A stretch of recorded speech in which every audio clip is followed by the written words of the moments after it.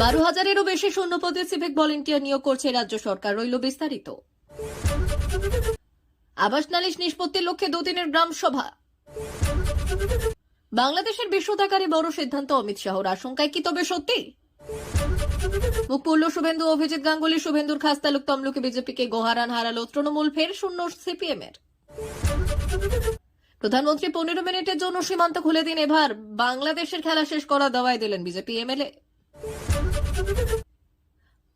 উদ্দেশ্য ইন্ডিয়ার সীমান্তে নজরদারি, তুর্কি ড্রোন বসালো বাংলাদেশ, পাল্টা ভারত যা দিল কাব্যে সবাই।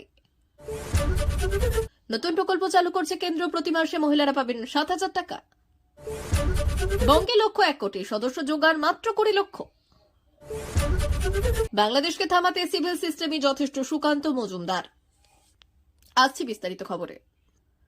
পশ্চিমবঙ্গে যে সকল বেকার যুবক যুবতীরা চাকরির জন্য প্রস্তুতি নিচ্ছেন তাদের জন্য রাজ্য সরকারের তরফে রইল দারুণ সুখবর। পশ্চিমবঙ্গ সরকার মমতা বন্দ্যোপাধ্যায় এবছর পুজোর আগে সমস্ত চাকরি প্রার্থীদের জন্য বিশাল বড় সুখবর, বিশাল বড় সুযোগের দরজা খুলে দিয়েছেন। বেশি কিছু সূত্র জানা গিয়েছে যে এবছর দুর্গাপুজোর আগে প্রায় 12,000 বেশি শূন্যপদে নতুন করে কর্মী নিয়োগের বিজ্ঞপ্তি প্রকাশ করতে চলেছে। তাই এত বড় সুযোগকে একদম হাতছাড়া হতে না দিয়ে আগেই জেনে নিন যোগ্যতা, আবেদন পদ্ধতি এবং নিয়োগ সম্পর্কে সমস্ত বিস্তারিত তথ্য। শিক্ষাগত যোগ্যতা, এখানে আবেদন করতে যোগ্য প্রার্থীদেরকে যে কোনো সংশ্লিষ্ট শিক্ষা প্রতিষ্ঠান থেকে সমতুল্য মাধ্যমিক পাশ করে থাকতে হবে। বয়স সীমা, আগ্রহীদের বয়স ন্যূনতম 18 বছর হলেই এখানে আবেদনযোগ্য। দক্ষতা, যদি আগে থেকে সিভিক ভলেন্টিয়ারের কাজে অভিজ্ঞতা থাকে তাহলে এই উচ্চ পোস্টে কাজের সুযোগ পেতে পারেন। আবেদন পদ্ধতি, আগ্রহীরা এখানে অনলাইন অথবা অফলাইন দুটি মাধ্যমেই আবেদন করতে পারবেন, কিন্তু এখানে এখনো পর্যন্ত আবেদন প্রক্রিয়া শুরু হয়নি। কিছু মারফত অনুযায়ী জানা যাচ্ছে যে আগামী কিছুদিনের মধ্যেই আবেদন প্রক্রিয়া শুরু হতে চলেছে। যদি আগ্রহীরা আবেদন প্রক্রিয়া সম্পর্কে বিস্তারিত চান বা সিভিক ভলেন্টিয়ার পদের চাকরি পেতে চান তাহলে অবশ্যই এই প্রতিবেদন সহ আমাদের এই ওয়েবসাইটের উপর নজর থাকবে। সরকারি আবাস প্রাপকদের খসড়া তালিকা নিয়ে আপত্তি এবং অভিযোগ নিষ্পত্তি করার লক্ষ্যে জেলায় গ্রামসভা শুরু হলো বুধবার। নির্দিষ্ট সূচি মেনে জেলার 167টি গ্রাম পঞ্চায়েতের অন্তত অর্ধেক পঞ্চায়েতে গ্রামসভা আয়োজিত হয়েছে এই দিন। আজ অর্থাৎ বৃহস্পতিবার বাকি পঞ্চায়েতগুলিতে গ্রামসভা হবে। জেলা প্রশাসনের দাবি, এই দিন যেসব পঞ্চায়েত গ্রামসভার আয়োজন হয়েছিল কোথাও বিশৃঙ্খল পরিস্থিতি বা সমস্যার সৃষ্টি হয়েছিল, পর্যাপ্ত পুলিশ মোতায়েন ছিল। তবে গ্রামসভাগুলি আয়োজন করার আগেই প্রতিটি ব্লকে খসড়া তালিকা নিয়ে যেসব আপত্তি, অভিযোগ এবং দাবি জমা পড়েছিল সেগুলির নিষ্পত্তির পর আরও একটি খসড়া তালিকা তৈরি হয়েছে।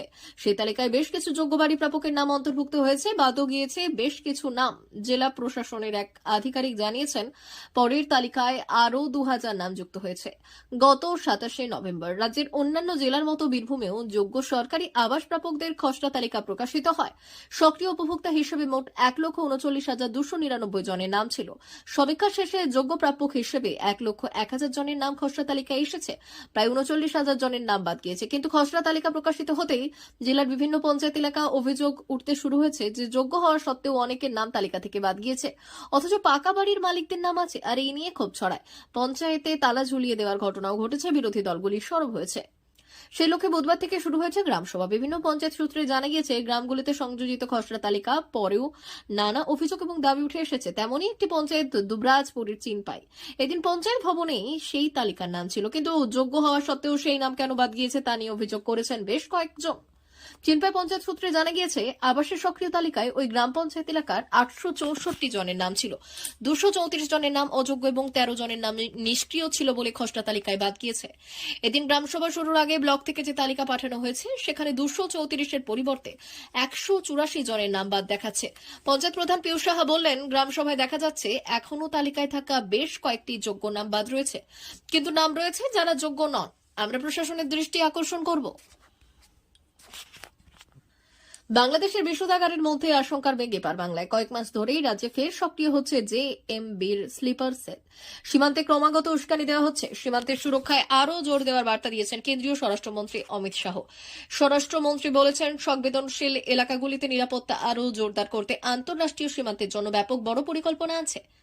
নিরাপত্তা বলে comprehensive integrated border management system pilot project হিসেবে আনছি। আর এর সূচনার পরিণাম অত্যন্ত উৎসাহজনক ছিল, কিন্তু কিছু ক্ষেত্রে বদল আনারও প্রয়োজন রয়েছে। পুরো সংশোধন করে পাকিস্তান এবং বাংলাদেশের সীমান্তে comprehensive integrated border management system pilot হিসেবে লাগু হবে। সীমান্তে যে জেএমবি স্লিপার সেল সক্রিয় হচ্ছে তাই নিয়ে ইতিমধ্যেই স্বরাষ্ট্র মন্ত্রককে রিপোর্ট দিল কেন্দ্রীয় গোয়েন্দা সংস্থা। সূত্রের খবর, জেএমবির সঙ্গে হাত মিলিয়েছে বাংলাদেশের হুজি।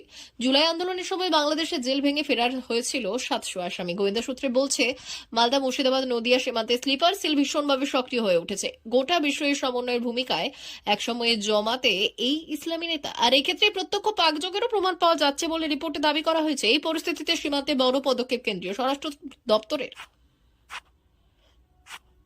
তমলুক কার্ড ব্যাংকের ধরাশায়ী হলো ভাজপা, খাতাই খুলতে পারল না সিপিএম, একচেটিয়া জয় ছিনিয়ে নিল তৃণমূল।